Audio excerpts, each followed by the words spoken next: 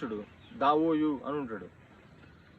వాడిని అడుగుతాడు, నువ్వు ఏం సత్యం తెలుసుకున్నావు అని అంటే, పంచభూతాలు కూడా శూన్యంలో నుంచి వచ్చినాయి, పంచేంద్రియాలు కూడా శూన్యమే, ఈ జగత్ అంతా కూడా శూన్యంతోనే నిండి ఉంది, ఇక్కడ ఏది కూడా స్థిరమైనది లేదు, ప్రతి ఒక్కటి కూడా ఇంపర్మనెన్సే అని చెప్పి దార్శనికంగా చెప్తాడు. అప్పుడు దానికి బోధిధర్మ ఏమంటాడు, నువ్వు నా యొక్క ఎముకల స్థాయిలో ఉన్న జ్ఞానాన్ని తెలుసుకున్నావు అని చెప్తాడు ఆయన. ఇక తర్వాత హుయికే అని ఒక డిసైపుల్ ఉంటాడు. ఇక వాడు ముందరకు వచ్చి బోధిధర్మకు కాలి నమస్కరిస్తాడు, జస్ట్ సైలెన్స్లో ఉంటాడు. నువ్వేం తెలుసుకున్నావు సత్యాన్ని అంటే వాడు మౌనంగా ఉండిపోతాడు. వాడు మౌనంగా ఉండి నమస్కరించి మళ్ళీ ఆయన ప్లేస్లో ఇలా నిలబడతాడు.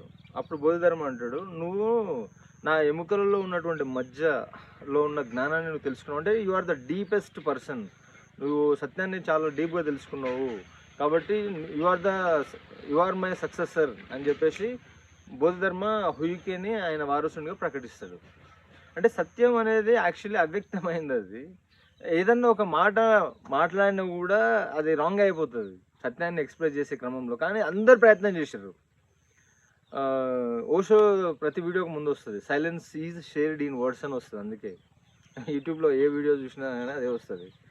అందుకని ఏంటిదంటే silence is the ultimate truth, అది ఒకటే ఉంది. దాని గురించి ఏ చెప్పబోయినా అది అసత్యమే అవుతుంది.